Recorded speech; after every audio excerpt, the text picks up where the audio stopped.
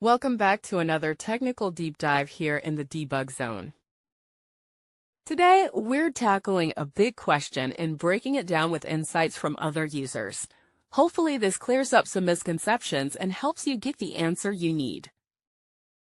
So buckle up, stay a little curious, and let's jump right in.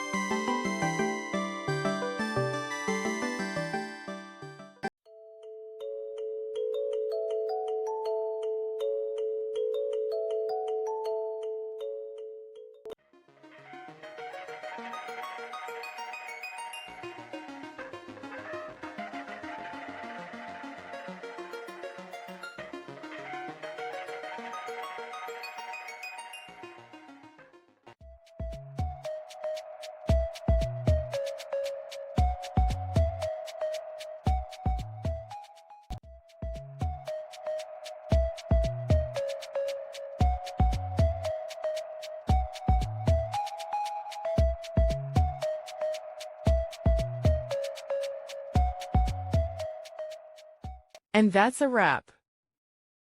I hope you found the answer you were looking for. If you did, take a second to hit that subscribe button. It really helps out. And let me know in the comments which solution worked best for you. See you next time in the debug zone.